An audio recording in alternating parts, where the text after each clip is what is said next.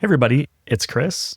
I want to talk about advertising because I've been watching some Amazon Prime Video here and there, and I'm noticing these little ad pop-ups come up for 3 or 4 minutes at the beginning and then again in the middle. And I'm seeing ads everywhere on Twitch. Even the mobile now will pop up and has little things on the side. It's gone crazy. I feel like advertisements are everywhere. If this is the situation you've been facing, I think this episode is for you because there's a conflict going on, I think, between those that are the platforms for advertising, those that are able to show you things, and those that have all your data, the data brokers and things that understand either your medical data, your financial data, where you are, sort of today's digital phone book, etc. And traditionally, I think those were separate entities, but with these gatekeeper entities like Amazon and Meta and Facebook and Apple and whatever, they're not. They're kind of the same place, right? They want to give you this very target-driven advertising experience. And to do that, they need all of your data. So I'm seeing this conflict and I'm experiencing it. So I dug in and looked into advertising money. Always follow the money. Who's making all the money? And why? And so I looked at Alphabet, Meta, Amazon, and Apple, although primarily I'm just going to be talking about Amazon because I feel like that is the ecosystem that I'm most deeply entrenched in. But wow, these companies over the last 20 years have gone from advertising is cool to advertising is a huge piece of their business. With Alphabet and Meta, I think that's a little more obvious, right? We know Google search and YouTube is ad driven, right? It always has been. Meta, kind of same thing, right? Facebook ads, Facebook Marketplace. I'm not on Meta, but I'm aware of it kind of vestigially. Amazon, though, was interesting to me. Amazon, I didn't quite understand their business model. And so when I looked into it, it was, well, we've changed the way that media is served. We are all on our phone 24/7, the mobile devices thing. The network effects is the fact that we're all on these platforms, right? Are you a Google user? Do you have an Amazon and Prime account? Do you listen to Apple Music, something like that? Probably do.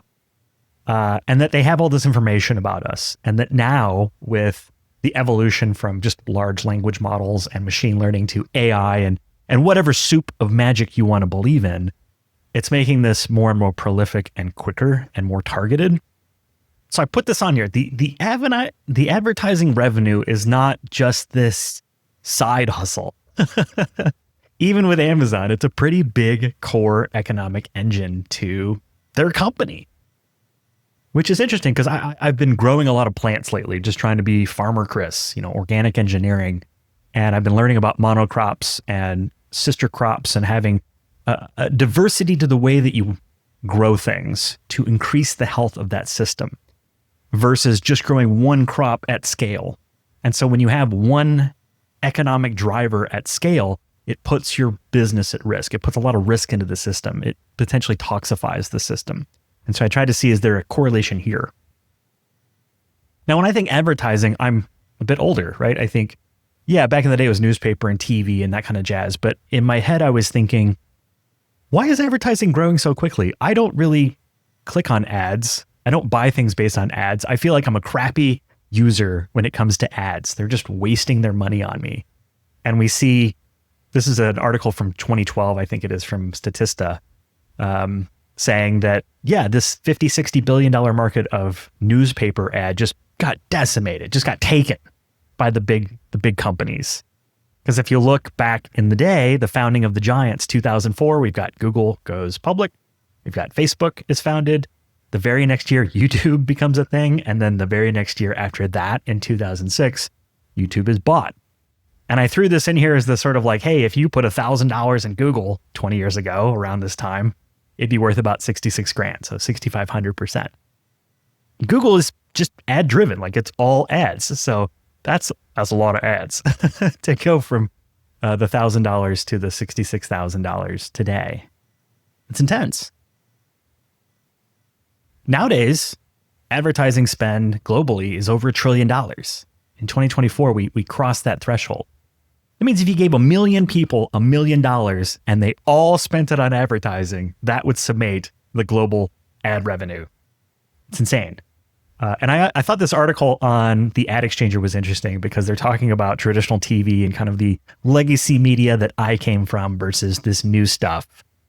And they talk about things like, well, on TV, it's 12 minutes of ad per hour. And on these other platforms, it's 4 to 5 minutes long, right? So smaller packaging, more engaging, smaller and smaller pieces of content that people want to consume, which makes sense.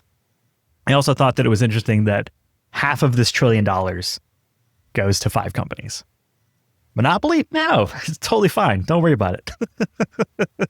So this is that big engine that we're talking about. And here we're looking at growth for these companies. Alphabet goes from 10 billion in 2006, which is when they bought YouTube, to $237 billion a few years ago in 2023. Meta from 2 billion in 2010 to $130 billion that same year of 2023. Amazon, a late start. They were not an advertising business, right? They were an online presence, a store where you could buy things, is now over a $50 billion advertising company, projected to reach 100 billion here soon. And then Apple's around 10 billion or so, but I don't pay too much attention to Apple. Focusing on Amazon, we can traject their revenue growth. 10 billion in 2018, 31 billion in 2021, 47 billion in 2023. And again, maybe 100 billion by next year in 2026.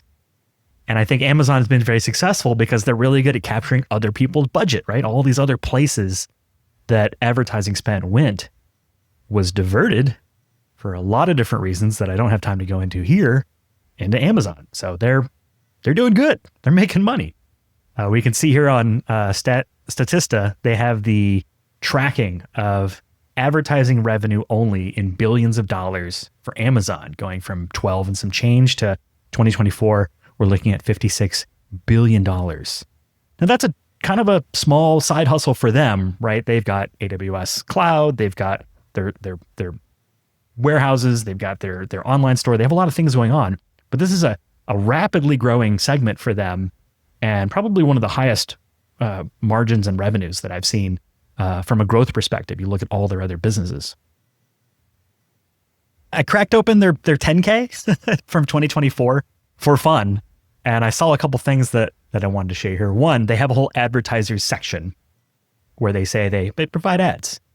The other thing I thought was interesting was this little segment here, this little excerpt of the China-based sellers account for a significant portion of our third-party seller services and advertising revenues.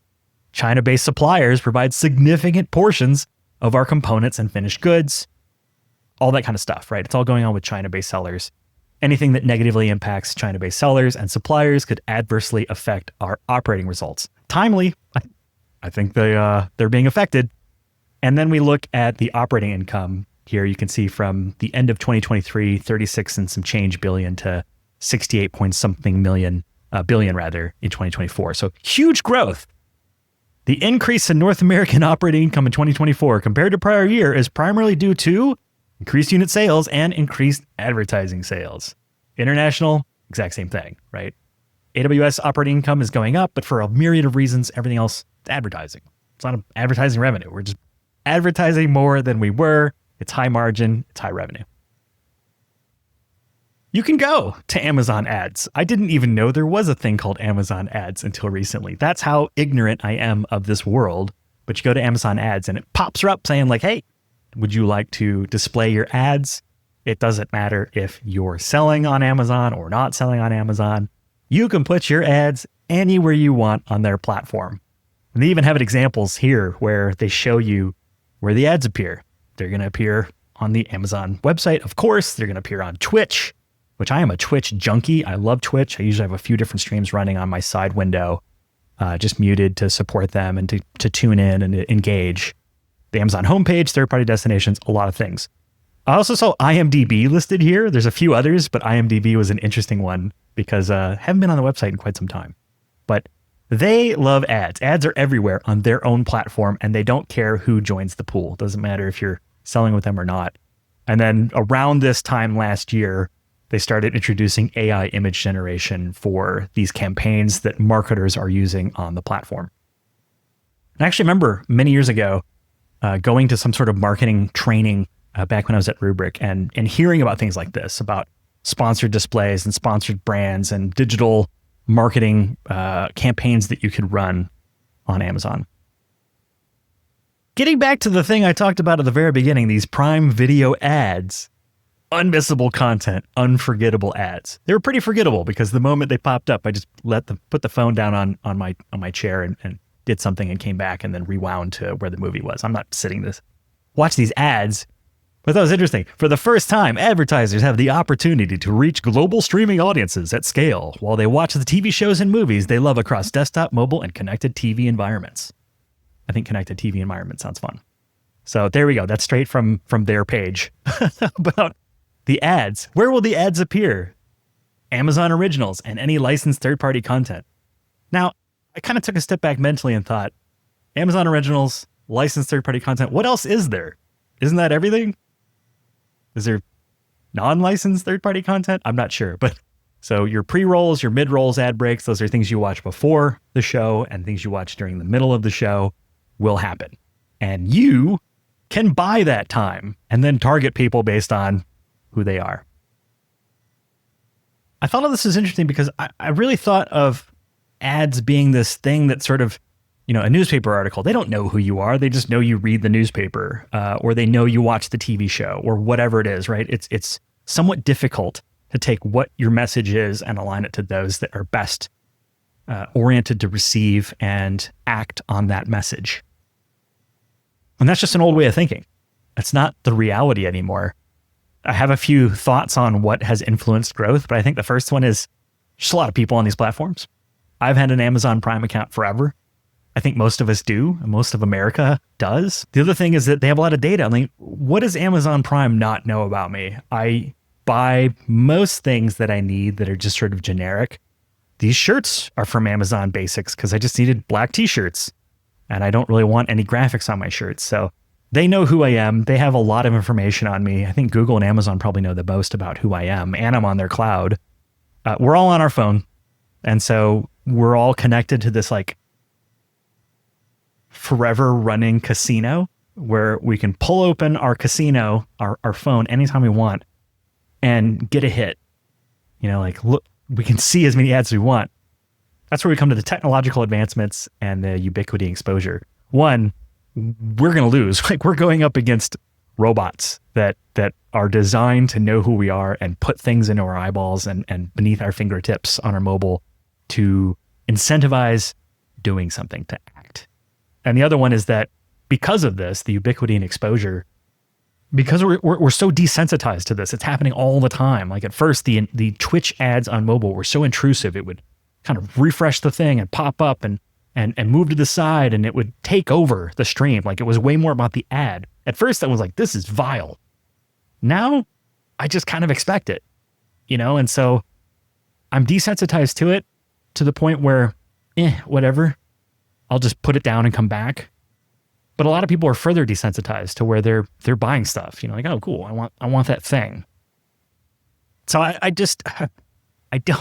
don't feel like we're going to win this game. I don't feel like we have much of a chance against modern advertisement because it knows who we are. It knows what we buy. It knows what we like and what we don't like. And in that vein, I've just tried to stop playing as much as I can. I don't know if I could ever stop using Amazon Prime. It's just too dang handy. But for a lot of these things, I feel like it's War Games, the movie.